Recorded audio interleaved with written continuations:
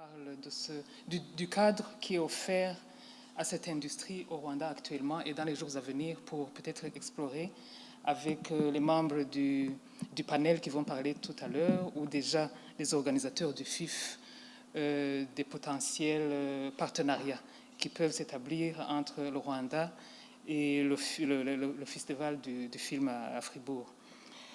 Les industries culturelles et créatives sont parmi les secteurs économiques à la croissance la plus rapide dans le monde, comme vous le savez, y compris même en Afrique. Selon l'Institut national rwandais des statistiques, les industries créatives et culturelles au Rwanda ont connu une croissance exponentielle, passant de 9 milliards de francs rwandais en 1999, équivalent à 10,6 millions de dollars aujourd'hui, à 328 milliards de francs rwandais en 2016, équivalent à 366,5 millions de dollars aujourd'hui.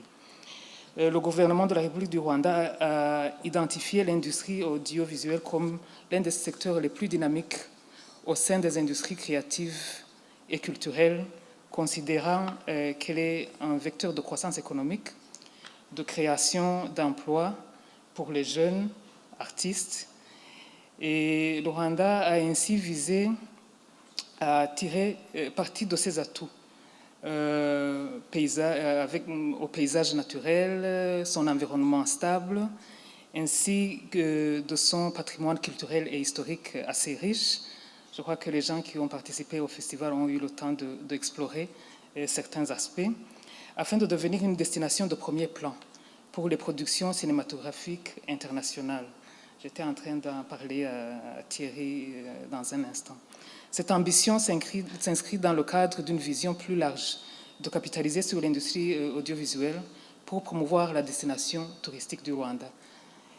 Dans ce contexte que l'initiative, on a depuis 2019 Rwanda Film Office, c'est-à-dire un bureau du film au Rwanda, qui est maintenant au sein du Rwanda Development Board, le bureau chargé du développement socio-économique du Rwanda, en charge de promouvoir le développement socio-économique du Rwanda.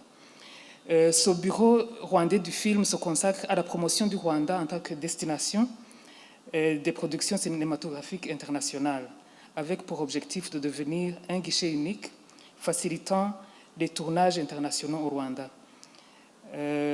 Ici, je veux signifier que la production cinématographique locale relève de la responsabilité du ministère de la Jeunesse et de la Culture.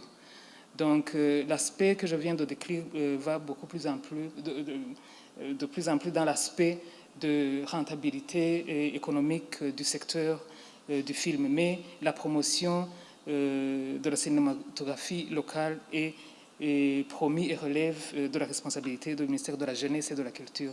Vous voyez aussi que les jeunesse et culture vont ensemble parce qu'on veut promouvoir nos jeunes artistes, essentiellement ceux qui sont dans le film actuellement. Alors, depuis 2019, on a déjà deux productions audiovisuelles qui ne vont pas être étrangères à ceux qui ont participé au festival, à la 35e édition du festival. D'une part, l'adaptation cinématographique du roman Petit Pays de Gaël, que l'on a eu l'opportunité de voir, c'était l'année passée, en mars. Et d'autre part, l'adaptation du roman Notre-Dame du Nil, que j'aurais bien voulu voir hier. Je crois que la plupart des participants ont eu l'occasion de le voir, de Scholastique. Avec la vision de positionner le Rwanda comme la plaque tournante de la production cinématographique dans la région, le Rwanda Film Office, dont j'ai parlé tantôt, a développé depuis 2019 de mettre en place un forum international de l'audiovisuel de Kigali. C'est un événement annuel qui va rassembler différents acteurs de l'industrie cinématographique du monde entier, y compris les producteurs de films, les réalisateurs, les écrivains, les institutions financières qui sont intéressées par le domaine. Et pour être une plateforme majeure d'échange sur les milieux pratiques internationaux, pour attirer les productions audiovisuelles étrangères, mais aussi pour augmenter les nouvelles opportunités pour les productions audiovisuelles internationales et les coproductions au Rwanda.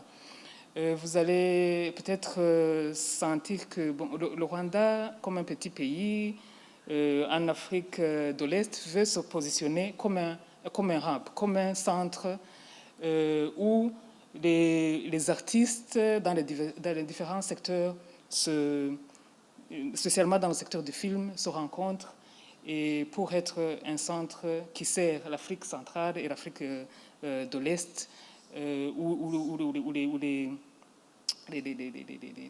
les cultures du monde entier se rencontrent et se parlent, mais aussi développent le film au niveau national.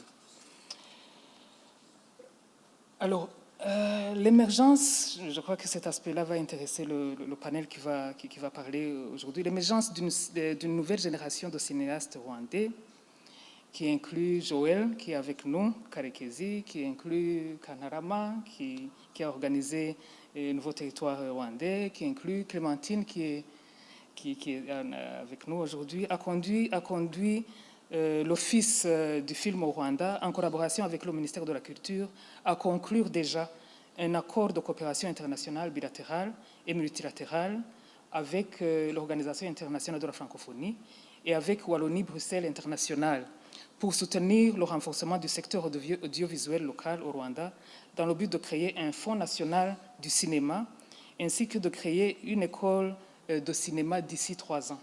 Donc, le Rwanda est connu pour faire vite les choses, mais vous comprenez l'importance que l'on accorde à cet aspect-là, où on s'est donné déjà 3 ans pour préparer et établir les partenariats qu'il faut afin que l'on ait une école de cinéma déjà dans 3 ans à venir.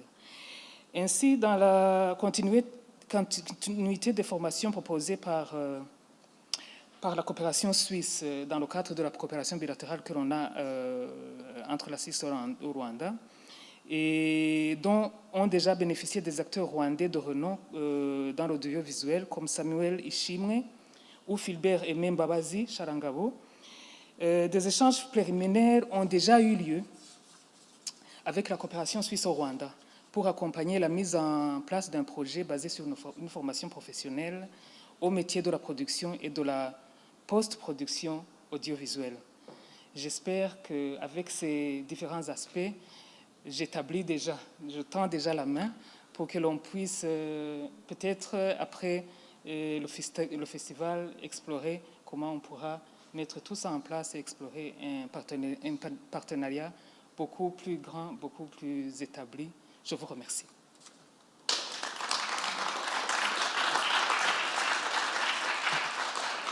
Alors, je cède la parole à mon ancien collègue journaliste Serge Gumi, merci beaucoup. Et je le prie, je vais t'offrir le plaisir d'inviter sur scène les personnes qui seront avec toi. Très volontiers. Je remercie notre traductrice qui assure la traduction en allemand. Son nom a déjà été prononcé, elle est la curatrice de ce nouveau territoire, Rwanda, Kantarama Gaigeri.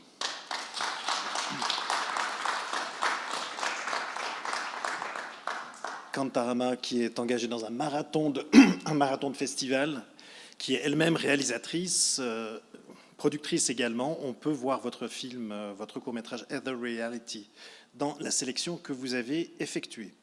Et puis parmi les cinéastes que vous avez invités, dont vous avez programmé les films dans ce nouveau territoire, nous accueillons Marie-Clémentine Douzabé-Jambo. Bienvenue à vous.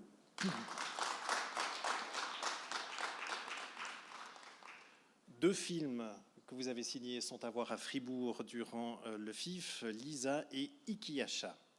Et puis pour compléter ce panel, Joël Karekezi.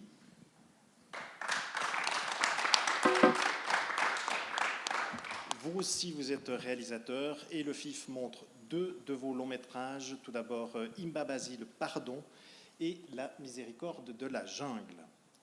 Je suis un peu gêné d'être ici. Je vais prendre le micro pour venir m'asseoir à vos côtés. Voilà. Merci beaucoup.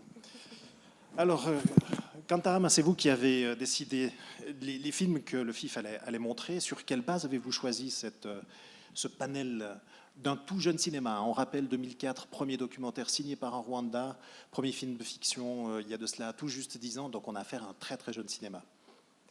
Oui, alors bon, tout d'abord, j'aimerais vraiment remercier le Festival de Fribourg, des films de Fribourg, de nous avoir donné en fait cette plateforme pour pouvoir vous faire découvrir un cinéma qui est, comme tu l'as dit, je peux dire tu Volontiers. qui est un cinéma jeune, qui est un cinéma qui a aussi beaucoup évolué en 20 ans. Donc, avec cette bienveillance, Thierry Jobin m'a approché et m'a dit, voilà, moi j'aimerais vraiment faire quelque chose.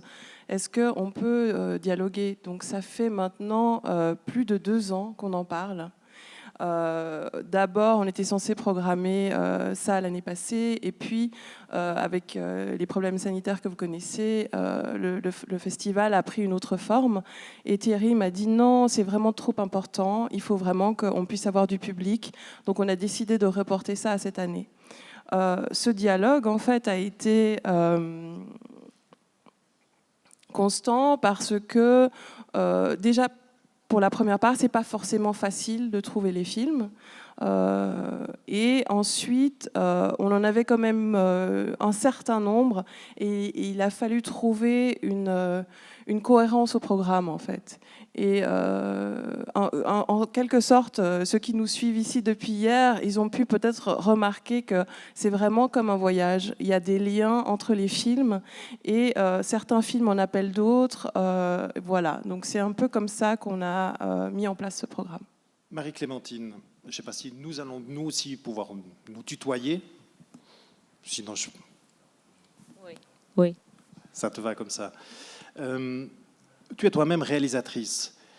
Est-ce que tu travailles essentiellement au Rwanda? Est-ce que tu as dû t'exiler pour pratiquer ton métier? Est-ce qu'il y a aujourd'hui sur place au Rwanda des gens qui peuvent effectivement travailler parce qu'ils y ont les moyens et les conditions pour pouvoir tourner des films?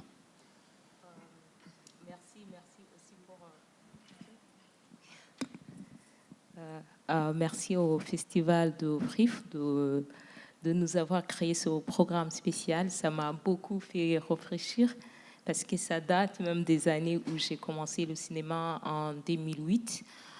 Premièrement, pour vous dire, moi, je vis et je travaille au Rwanda. Et pour faire du cinéma, c'était un envie.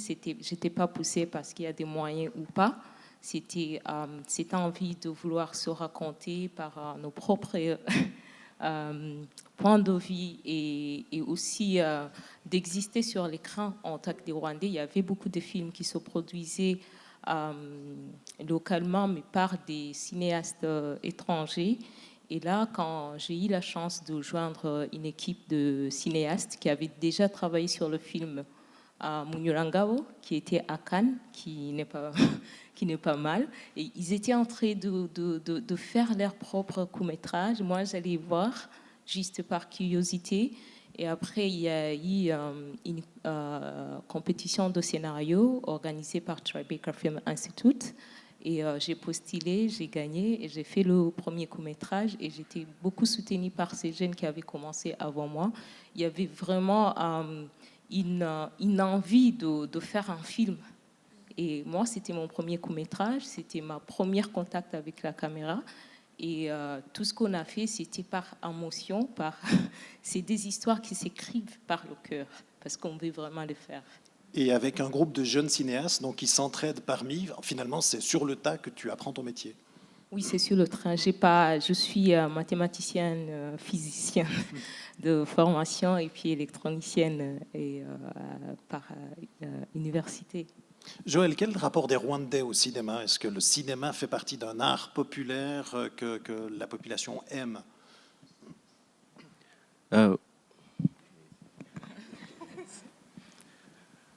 Oui, en fait, la population rwandaise, en ce moment, je dirais, il y a beaucoup de productions cinématographiques, et surtout avec les digitales, les YouTube aussi a révolutionné des choses. Il y a beaucoup de productions locales, et les Rwandais, c'est les gens qui aiment vraiment parler des histoires. Et là, en fait, chaque soir, en famille, les gens ils regardent des films. Et pour nous aussi, il y a aussi beaucoup de productions, je dirais, professionnelles, beaucoup de courts-métrages qui se fait chaque année. Et là, c'est aussi en fait, comme tous les cinéastes, ils s'entraident entre eux. Et ça évolue très rapidement. Et la qualité aussi, même s'il n'y avait pas des écoles, on a appris sur le terrain. Et c'est ça qui fait que le cinéma rwandais existe et avance à une très grande vitesse. Pour tourner des films, il faut malgré tout des moyens, et on le voit dans la sélection, beaucoup de coproductions. Les moyens rwandais ne suffisent pas finalement à monter des films, et donc il y a déjà des collaborations internationales qui doivent se nouer.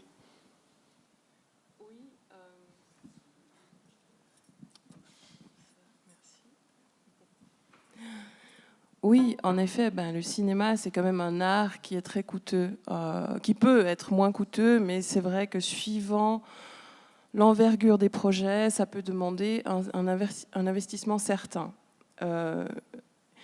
Nous, ce qu'on essaye de dire depuis un moment, c'est aussi il faut faire attention aux coproductions internationales parce que c'est toujours une question délicate. Nous, ce qui se passe, c'est qu'on aimerait raconter nos histoires. Et dès le moment où on fait rentrer plusieurs partenaires en jeu avec des sensibilités différentes, et tout à coup, ça doit être une négociation où il faut tenir bon pour dire non, mais en fait, cette vision, je la connais parce que c'est la mienne, c'est moi qui habite là-bas, c'est moi qui ai grandi là-bas. Donc, l'idée, en fait, dans le futur, c'est de pouvoir faire des films qui viennent d'artistes du Rwanda et avec une vision du Rwanda. Et parfois, c'est délicat quand on a une coproduction internationale qui vient avec une équipe qui ne connaît pas le pays. Bien sûr, ils ont des moyens techniques, bien sûr, ils ont des caméras, mais ils n'ont pas forcément la sensibilité locale. Or, le Rwanda a une tradition vraiment très, très longue de storytelling. C'est vraiment, comme tu le disais tout à l'heure dans un autre Q&A, c'est un pays où les mots ont une importance cruciale. Donc, raconter des histoires, ça, nous, on sait faire. Mais ce n'est pas forcément le même format qu'Hollywood. Et c'est pour ça qu'une coproduction internationale, il faut trouver les bons partenaires qui soient à l'écoute de ces formats qui ne sont peut-être pas aussi naturels pour eux. Donc voilà, toute la difficulté est là. Et c'est pour ça que peut-être qu'avec, on avance, comme je l'ai dit, c'est 20 ans, une cinématographie très très jeune. Donc en 20 ans, on a fait déjà tout un voyage, mais moi j'ai bel espoir pour les 20 prochaines années, parce que je me dis, si on a un fonds, si on a des gens qui sont formés, qu'est-ce que ça va donner ?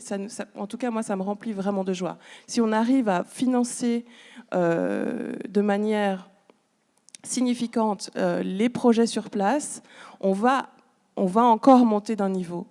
Et je me réjouis vraiment, parce que là, tous les jeunes, vous pouvez voir 2 programmes de court-métrage, 2010-2017 et ensuite 2017-2020. Et à peu près tous les réalisateurs qui présentent un court-métrage sont en préparation d'un autre projet plus long, qui va encore plus loin dans leur univers. Donc moi, vraiment, si d'ici 20 ans, je vous promets, on revient, on fait une section Nouveau Territoire 2 et on vous montre ce qui s'est passé. On va faire un échange de micros. Vous avez entendu, Madame l'ambassadeur, le Rwanda cherche à attirer des productions sur son territoire, mais est-ce que vous, qui êtes dans l'artisanat cinématographique, dans la profession cinématographique, vous êtes suffisamment soutenu par votre pays ? Est-ce qu'aujourd'hui, les réalisateurs trouvent de la part de l'État rwandais des moyens pour les aider à produire leurs films, comme par exemple l'Office fédéral de la culture, ici en Suisse, met des moyens à disposition des réalisateurs ? Marie-Clémentine. Pour le moment, il n'y a pas un fonds officiel. Déjà, Madame l'ambassadeur l'a dit. Ils ont vu déjà qu'il y a une envie de raconter des films que des cinéastes rwandais eux-mêmes qui font du cinéma d'auteur ont déjà avancé. Et d'où cette envie de créer l'Office du cinéma rwandais qui va s'occuper de ce fonds qui va être créé. Et aussi, il y a un intérêt au niveau international des producteurs qui ont vraiment envie de produire au Rwanda. Et je crois, après la production de Notre-Dame du Nil, déjà les producteurs voudraient revenir produire un film fait par un Rwandais, Rwandaise au Rwanda. Et aussi, récemment, on avait un film à Cannes qui a été produit totalement au Rwanda, Neptune Frost. C'est un film de science-fiction. C'est une histoire qui peut être n'importe où dans le monde, mais ils ont tourné au Rwanda avec des acteurs rwandais et burundais et aussi des techniciens rwandais. Et c'était vraiment intéressant de voir comment ils ont pris le temps de créer tout ce qui n'était pas là localement, des lumières et tout ça. Ils ont pris le temps de le faire, ce qui montre qu'il y a des choses vraiment qui peuvent se faire localement. Joël, on a entendu tout à l'heure Madame l'ambassadeur lancer un appel à Fribourg en disant « on espère un partenariat ». C'est peut-être maintenant à vous de lancer un appel. Est-ce que, comme réalisateur, vous avez des attentes aujourd'hui vis-à-vis de l'État rwandais pour soutenir l'industrie dont vous êtes un des représentants? Oui, au fait, c'est une bonne nouvelle pour nous, les cinéastes. Tous ces accords bilatéraux entre des pays, ça va nous faciliter. Comme Chantal l'a dit, la coproduction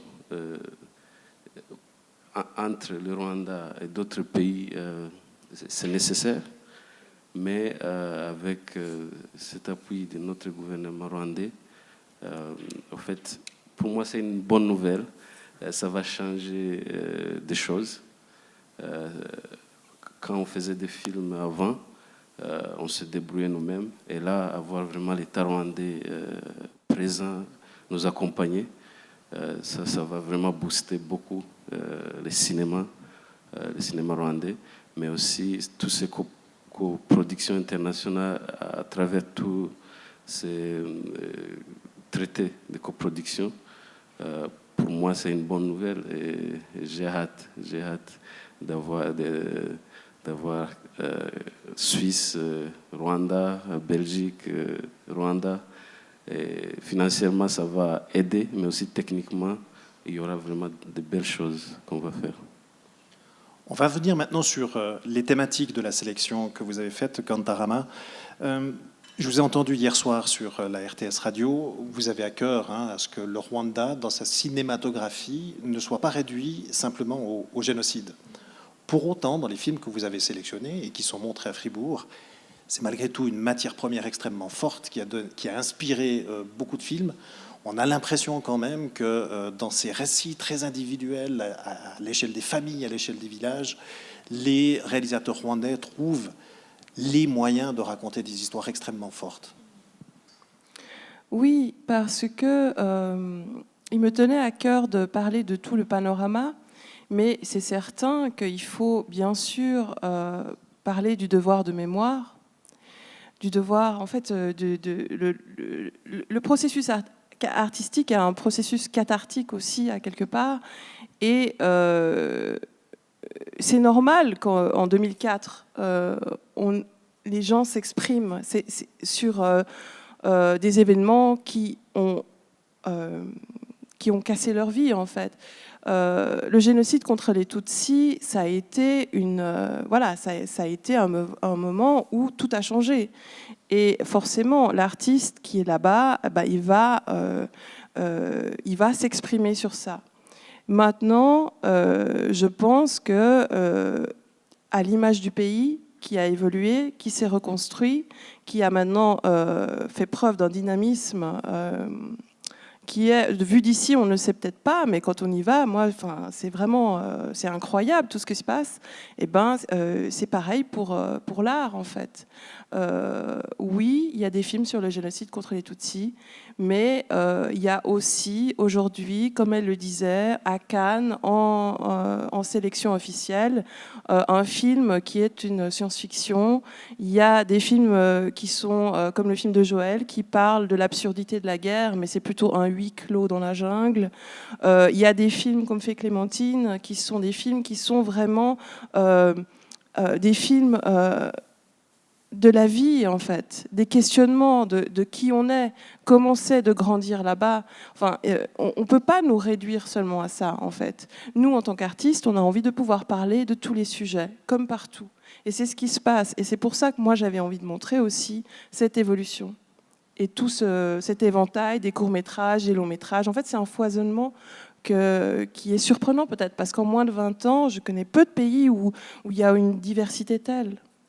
Alors on aura l'occasion de venir sur les nouvelles thématiques, mais quand même dans l'ISA, par exemple, Marie-Clémentine, vous avez choisi le parti justement de raconter la fracture de la société rwandaise au travers des enfants. Pour vous, c'était une évidence qu'un jour ou l'autre, vous filmeriez, vous tourneriez un film qui aurait quand même de manière indirecte, pour thématique, le génocide et les traces qu'il a laissées? Au fait, quand tu choisis de raconter l'histoire, il y a une partie de vous-même qui est là-dedans. Et c'est une identité, ça fait partie de qui nous sommes en tant que Rwandais. Et c'est pour ça qu'à chaque fois qu'on veut parler de résilience, ça c'était mon premier court-métrage, et on avait un thème d'écrire quelque chose sur la résilience. Et tout de suite, j'allais parler des choses que je vois. Parce que tout ce qui m'intéresse dans la vie, c'est la rencontre de l'autre. Et comment, quel effort que ça nous prend pour coexister dans son monde. Et c'était pour moi important de travailler ce thématique, parce que aussi pour moi, c'est une manière d'apprendre.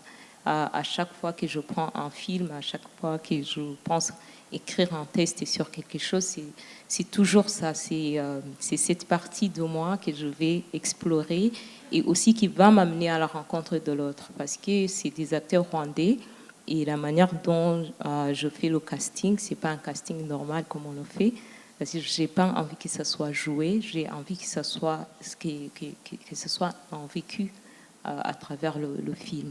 Voilà. Le film qui fait un pas, vous parliez de résilience, mais aussi vers le pardon, avec un rapprochement en fait qui se fait par les enfants. C'est un message que vous aviez besoin d'exprimer au travers de ce court-métrage? Au fait, chacun a réussi le film d'une différente manière. Et au départ, c'était pas pour moi un message que je voulais passer, c'était juste une réflexion de ce que je voyais, de ce que tous ceux qui ont travaillé sur le film voyaient. Et pour moi, les enfants, ça m'intéresse beaucoup, parce que c'est une étape de ma vie que je ne me rappelle pas très bien. Et à chaque fois que je fais en thématique à travers un regard d'un enfant, ça crée quelque chose. C'est la magie. C'est la magie de toujours penser qu'il y a des meilleures choses à venir. Il y a des changements, c'est possible. Tout ça. Ouais. Des enfants qui peuvent être cruels, hein, quand on regarde Ikiacha, qui est l'autre film que vous présentez ici au FIF. Finalement, entre eux, ça peut être quelque chose d'assez difficile. C'est un jeune garçon qui aimerait se faire adopter en jouant au football avec les enfants de son village, mais il est considéré comme une fille parce qu'il joue avec les filles. Oui, c'est tout ça. C'est la pression de l'extérieur, en fait, qui montre à quel point l'innocence de l'enfant, il est cassé. Et quand c'est un film des enfants qui ont 12 à 11 ans, et quand on est à cet âge, on a beaucoup de questionnements, on a besoin de beaucoup d'informations. Mais si cette information vient des personnes qui sont plus âgées, qui va te montrer à quel point l'autre est différent, c'est facile de faire monter cette partie de toi qui est un peu noire, cruelle. On a tous les deux côtés. Et à chaque fois, on a envie de rencontrer dans la personne cette côté qui est positif, qui est illuminé, qui nous encourage à vivre. Mais ça va ensemble quand on raconte l'histoire. Et surtout, si c'est un film pour les enfants, il faut qu'ils sachent que la cruauté et la beauté, ça peut coexister dans un même cœur, et que c'est à nous de choisir qu'est-ce qu'on va mettre à la table. On parlait de résilience, de pardon, c'est le titre en français d'un de vos longs métrages, Joël.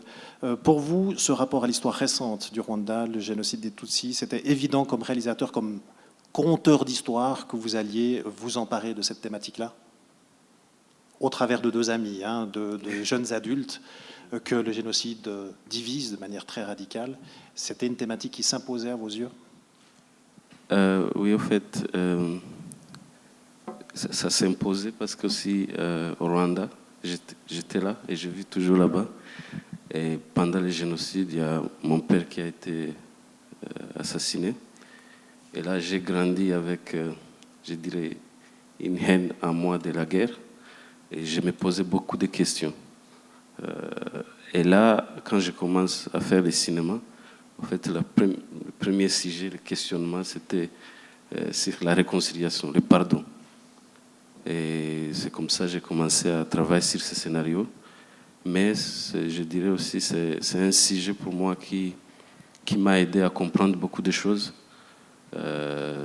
sur l'histoire du Rwanda, mais aussi la nécessité d'avancer, mais à travers le pardon. Je vous invite à regarder le film, mais pour moi c'était un voyage personnel, un voyage de questionnement, d'essayer de comprendre des choses.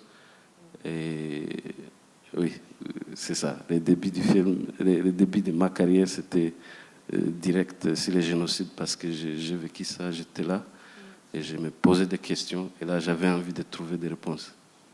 Les spectateurs rwandais, est-ce qu'ils ont le même besoin cathartique que vous lorsque vous tournez ces films-là, ou est-ce qu'on est plutôt dans une phase où le pays se développement, il a plutôt envie de tourner la page et le public il a envie d'aller au cinéma pour se divertir, d'avoir des histoires d'amour, des histoires qui le changent plutôt que cette réalité. Comment le public rwandais se positionne-t-il par rapport à ces films qui sont quand même difficiles à voir, hein?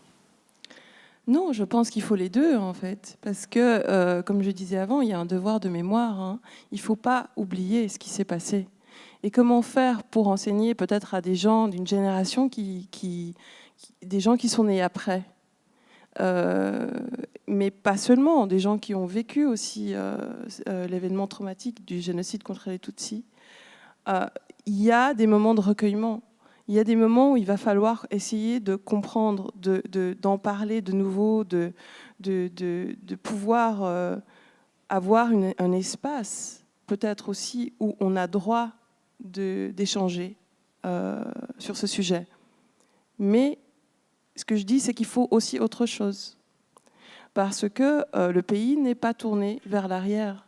Et c'est ce que vous remarquez quand vous y allez. Le pays est tourné vers l'avant. Mais on n'avance pas sans avoir connu ses racines. Donc il faut vraiment les deux éléments. Et même les jeunes qui font aujourd'hui de la science-fiction, ils font de la science-fiction, mais avec cette sensibilité-là. Parce que, finalement, c'est ce que disait Clémentine, on fait des films sur qui on est. Donc tout ça, c'est partie intégrante de notre personne. Chacun le traite différemment, mais on parle de nous dans ces films. Donc, forcément, à un moment donné, on va s'exprimer, on va devoir donner en fait un avis là-dessus ou permettre une bulle où les gens seront à même de venir se replonger, peut-être de manière méditative ou juste pour penser à ceux qu'ils ont perdus. C'est un espace vraiment précieux. Mais je pense qu'il faut aussi faire autre chose, parce que ce n'est pas que ça, le Rwanda. Il y a tout ce qui s'est passé après aussi. Vous dites que les films vous servent à dire qui vous êtes. Alors, vous êtes établi en Suisse. Je crois que vous êtes double national. Vous avez été formé en Suisse. Et un film qui figure dans la sélection que vous avez concoctée, c'est Other Reality. C'est un petit peu le joint avec la science-fiction. Enfin, on ne sait pas trop si cet astronaute rwandais a existé ou pas. Toujours est-il qu'il revient sur Terre. Je ne sais pas si c'est chance ou malchance. Il arrive en Suisse. Et en Suisse alémanique, en plus. En tout cas, il a l'air de comprendre le dialecte alémanique. Et là, finalement, c'est pour vous une manière d'aller à la rencontre dans un bar de membres de communautés africaines qui se retrouvent. Je ne sais pas si c'est un samedi soir ou quoi que ce soit. Et donc, c'est des portraits, finalement, avec cette espèce de fil rouge. Comment vous est venue, finalement, cette idée de jouer sur ce fil rouge imaginaire pour pouvoir représenter des portraits de la diaspora, des diasporas africaines en Suisse? Oui, effectivement, c'est un film qui est très personnel, en fait. L'astronaute qui revient après 30 ans sur Terre, ça me permettait d'adresser des thématiques d'une manière autre. Mais quand j'ai fait le portrait, parce qu'il s'agit d'un lieu qui m'a vraiment accueilli à Winterthur. C'est-à-dire que je faisais partie d'une résidence et je cherchais un sujet. On devait faire un film en 5 semaines. Et je rencontrais des murs, mais à chaque fois que je retournais le soir dans ce magasin, c'est là en fait où on m'a ouvert les portes, les gens m'ont accueilli, et je me disais, mais en fait le film est là. Parce que c'est cette recherche de lien. Quand on part, on a laissé quelque chose. Et est-ce qu'on est capable de retrouver le lien? Est-ce qu'on est capable de... Enfin, qu'est-ce qu'on va trouver? Qu'est-ce qu'on va pouvoir bâtir en ayant bougé? Et vous dites que je suis installée en Suisse, oui, mais moi, ça fait depuis 2017-2016 que mes projets sont en Afrique de l'Est.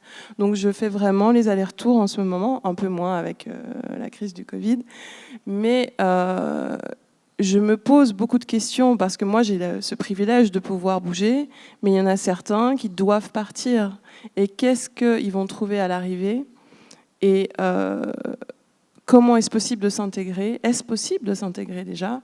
Et voilà, cet astronaute est venu pour nous poser les bonnes questions et peut-être ouvrir une faille dans notre cœur pour permettre de recevoir le message de ces belles personnes qui m'ont raconté leur histoire. Marie-Clémentine, votre pays avance très vite. Économiquement, avant la crise du Covid, il a connu une forte croissance. Il y a l'émergence d'une classe moyenne. Enfin, c'est un pays qui est en train de se transformer très, très rapidement. Dans ce Rwanda nouveau, quelles sont aujourd'hui les thématiques? Quelles sont aujourd'hui les choses que vous constatez dans cette société qui bouge beaucoup, qui vous donne envie de raconter des histoires au travers du cinéma?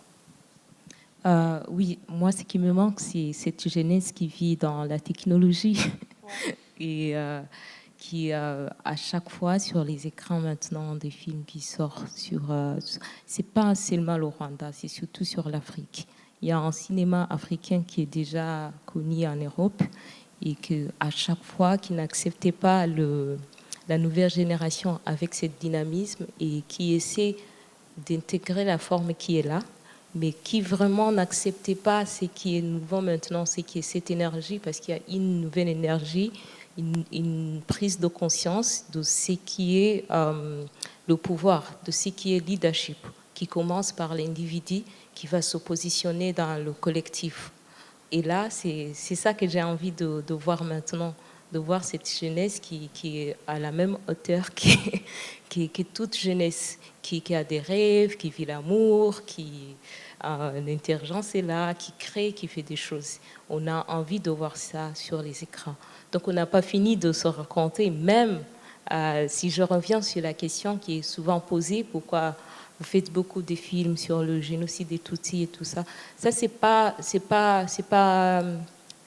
une histoire qui commence et qui finit. Parce que ça fait partie de notre identité. Et l'identité, c'est toutes ces expériences qu'on accumule, qu'on voyage avec. Et donc, à chaque fois que le voyage continue, il y a toujours du continu qui entre. Je voudrais qu'on ait cette continuité parce que nous... on a un peuple, c'est Haile Gerima qui le dit, que nous, le peuple noir des Africains, on a un peuple qui n'a pas de continuité, qui à chaque fois il y a des ruptures. Hein. Il y a des ruptures, c'est comme si on recommence. Et maintenant qu'il y a une jeunesse qui veut vraiment exploiter ce médium de cinéma, tout en mettant qui nous sommes là-dedans. Par exemple, nous, on le disait tout à l'heure, on vient d'un pays du verbe, on n'a pas des masques comme le Sénégal. C'est pour ça que même dire que c'est un cinéma africain, c'est un peu erroné parce qu'on est différent. On a la manière de se raconter qui est différente. À chaque fois, je voudrais explorer cette manière de raconter une histoire et que si je suis au Rwanda et que je regarde le film avec ma mère, qu'elle va comprendre. Parce que le cinéma, ce qu'on a compris, que les images, c'est l'émotion, et l'émotion, il est universel. Et c'est important que tout ça soit là-dedans, qu'on est représenté, pas en tant qu'Africain, mais en tant qu'individu qui est dans cette collectivité qui avance. Parce qu'on est vraiment on est là-dedans, dans le développement. On vient des pays qui sont appelés sous-développés, mais tout ça vient de là. Vous travaillez actuellement sur un projet qui met la jeunesse au centre ? Je travaille sur un projet qui est un peu trop personnel. Dont vous ne nous parlerez pas, si j'ai bien compris. Dont je ne vais pas vraiment parler parce que c'est une très longue histoire, ça fait déjà 5 ans. Mais ce que je vais dire qui a fait que ça prend aussi beaucoup de temps, c'est parce qu'on veut vraiment s'inscrire dans dans ce mouvement de cinéma, on veut vraiment être à la hauteur.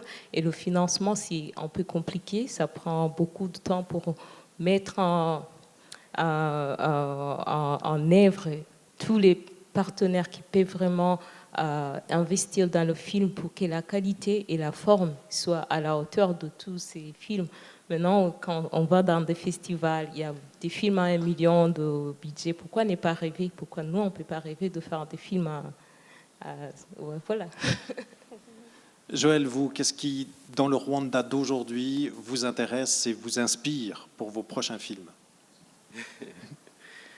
En Oui. espérant que vous serez plus bavard sur vos projets actuels que Marie-Clémentine.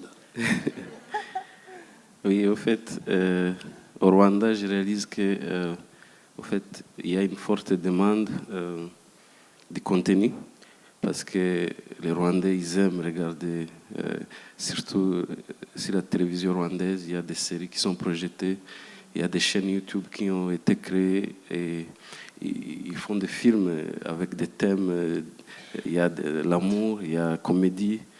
Et là, j'ai réalisé que vraiment, on peut faire, on peut parler des thèmes au-delà du génocide. Et là, pour mes prochains projets, je développe des sujets différents. Mais mon prochain projet, heureusement, ça va être un peu encore sur le génocide. Oui, il y a cette nécessité, mais au-delà de ça, je travaille sur d'autres sujets dont j'espère que ça va aller au-delà de la guerre. J'ai envie aussi d'explorer d'autres thèmes. Donc, je constate que vous êtes des cinéastes, mais qui ne travaillent pas forcément pour le grand écran. Quand on travaille au Rwanda, on travaille beaucoup pour la télévision. C'est pour le grand écran. Aussi pour On a Pour le tous, grand écran, ouais. Ouais. En fait, c'est assez. Il y a les deux, mais là, nous parlons vraiment du cinéma. Et puis, une chose que vous me disiez avant cette discussion, c'est que vous investissez aussi pour... vous êtes déjà des membres vous-même de la jeune génération, hein, mais vous travaillez aussi à former ceux qui viennent derrière vous. En fait, vous êtes un peu les formateurs des réalisateurs de demain. Expliquez-nous, Kantarama. Ben, en fait, c'est simple. Hein. Il ne faut pas que ça s'arrête à nous. En fait, il faut que ça puisse continuer. Donc, il y a déjà des gens qui sont plus jeunes que nous, qui ont fait des projets, qui ont participé au film que vous avez fait, au film. Enfin, on travaille ensemble. Après. Jusqu'à présent, il n'y a pas d'école de cinéma au Rwanda, donc il fallait aussi qu'il y ait un moyen de se former. Donc voilà, Joël a donné des workshops, moi j'en ai donné aussi. On essaie de transmettre en fait. Donc simplement, c'est pour que le mouvement s'amplifie. Pour pas que ça s'arrête après nous en fait. On voit ça trop souvent peut-être dans d'autres pays où on a les pères du cinéma de tel et tel pays et puis après il y a malheureusement ça s'arrête à eux et la jeunesse a du mal à revenir et notre souhait je pense ce serait que ça continue. Oui, c'est vraiment important parce que moi je pense que je suis ici parce que j'ai été prise par des cinéastes qui étaient africains, qui n'est pas du Rwanda, Haïri et Moussa Senabsa, qui m'ont vraiment accompagnée, et aussi Dora Bouchoucha, qui est toujours là derrière à s'assurer que tout se passe bien, même parce que nous, on n'a pas vraiment une longue histoire de cinéma, où on a des aînés à qui on peut voir ils ont vécu cette expérience ou pas. Donc c'est important que nous aussi, on donne. Joël, vous sentez qu'il y a une demande, qu'il y a beaucoup de jeunes qui sont attirés par les métiers du cinéma quand vous allez donner des workshops à Kigali ou ailleurs au Rwanda? Ah oui, il y a une forte demande. En fait, début des années 2009, quand on a commencé tout juste à faire, quand j'ai fait mon premier court-métrage, là, on a organisé beaucoup de formations au Rwanda.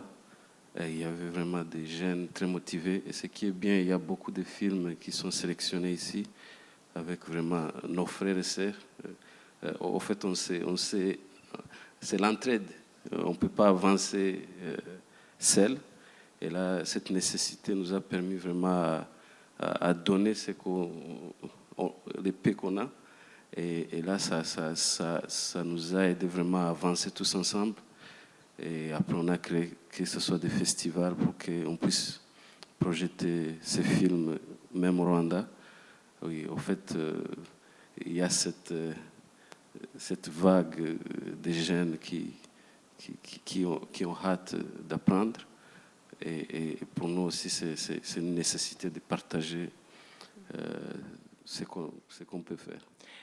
J'ai envie de rajouter qu'évidemment, il y a beaucoup d'appelés, il y a peu d'élus. C'est vrai qu'il y a un enthousiasme quand on propose un cours. Il y a beaucoup de gens qui viennent, qui font peut-être un court-métrage, mais sur la durée, c'est difficile parce qu'on ne vit pas du court-métrage pour l'instant. Donc, il va falloir trouver d'autres soutiens. Et c'est là où j'ai bel espoir. Si on a un fonds un jour qui puisse permettre à ces jeunes de continuer, oui, après la formation, c'est bien, ils auront un court-métrage en poche, mais qu'est-ce qu'on fait après? Donc, s'il y a la possibilité, comme par exemple en Suisse, ou en France, il y a le CNC, etc., etc. S'il y a la possibilité d'avoir un appel d'offres, peut-être une fois chaque année, ça peut permettre à ces jeunes de continuer et de former en fait une vraie carrière. Et pourquoi pas, et j'en rêve, d'en vivre en fait un jour. L'appel est lancé. Joël, vous avez dit quelque chose de très important, nécessité de partager. Je propose que nous partagions la parole. Nous avons discuté sur l'estrade entre nous pendant un certain temps. Je serais très curieux de savoir s'il y a des remarques ou des questions dans la salle. Alors c'est un peu, comment dire, impressionnant parce que vous êtes dans le noir et que je ne vous vois pas. Mais si je me lève et si vous levez la main, je suis sûr que je peux venir chez vous avec le micro. C'est toujours la première question qui est la plus difficile. Merci monsieur de vous jeter à l'eau. Et si votre question s'adresse à quelqu'un en particulier, n'hésitez pas à préciser à qui. Et merci beaucoup. C'est Emmanuel Mbaya, j'habite à Neuchâtel. Et j'ai une question, je suis là. Justement, je pense que c'est pour vous que j'aimerais bien que vous me disiez ce que vous pensez. Le cinéma tel que nous le connaissons, et aujourd'hui, le problème posé par les réseaux sociaux, notamment YouTube, j'aime bien des fois raconter que les jeunes Rwandais, par exemple, si vous leur parlez du téléphone fixe, ils vous diront, mais vous parlez de quoi? Ils n'ont jamais vu. Je pense qu'aussi, le cinéma tel que nous l'avons connu aujourd'hui par rapport à la digitalisation, je ne sais pas si ce trend-là, c'est une opportunité ou bien un risque de voir le cinéma devoir aussi se revoir. Et dans ce cas-là, par rapport à certains enjeux, comme par exemple la négation du génocide contre les Tutsis, est-ce que le cinéma peut servir aujourd'hui, sachant que YouTube, n'importe qui, n'importe où, peut produire de n'importe quoi? Comment, dans votre industrie, vous voyez venir la chose? Oui, merci pour cette question. Bon, alors je pense qu'il y a plusieurs éléments. Je vais essayer de prendre un élément après l'autre. La première chose, c'est l'histoire de la technologie. Je crois qu'au Rwanda, en fait non, j'en suis sûre, on est en avance en fait. On a des moyens technologiques, on prévoit ce qui va se passer et il y a beaucoup d'initiatives, il y a des formations technologiques, il y a beaucoup d'idées qui sont en train d'être mises en place et je pense qu'il faut inclure le cinéma là-dedans parce que c'est vraiment une vitrine sur ce qui se passe dans un pays. Donc si nous, on ne le fait pas, d'autres gens vont venir avec leurs drones, avec leur téléphone, et ils vont nous raconter, mais à travers leurs yeux. Et là, on aura encore moins de possibilités de dire comment c'est vraiment. Maintenant, je ne pense pas forcément à YouTube, mais parce que contre les YouTube, c'est impossible. Mais il va falloir ne pas rater ce train qui est déjà en marche. Et je pense que nous, on a les moyens, justement, aujourd'hui au Rwanda, de pouvoir faire partie de cette mini-révolution, parce que les jeunes de tous les pays sont en train de faire, de laisser des traces sur ce qui se passe aujourd'hui et par le passé, et nous, on doit en faire partie aussi. Il existera toujours, quoi qu'on fasse, des films sur YouTube, mais il faut aussi qu'on fasse des films pour le cinéma. Et c'est là où on a besoin de soutien. Parce que les films sur YouTube, ça peut être fait vite fait, ça peut être fait avec les moyens du bord. Mais pour faire des films qui comptent, qui restent, qui ont un propos, qui ont une vision d'auteur, qui font partie du patrimoine du pays, c'est là où on a besoin de soutien. Et c'est là, en fait, où on peut raconter notre histoire. Et c'est là où on peut justement parler de ce qui s'est passé, parler du génocide contre les Tutsis, parler d'une histoire d'aujourd'hui, parler de ce qu'on se projette, mais nous-mêmes, pour l'avenir.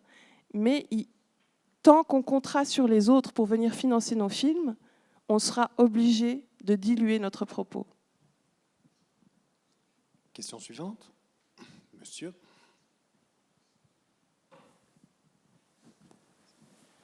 Bonjour à tous, Alain-Claude Nkurunziza de la Chambre de commerce suisse Rwanda. Ma question s'adresse à vous trois. L'appel a été lancé.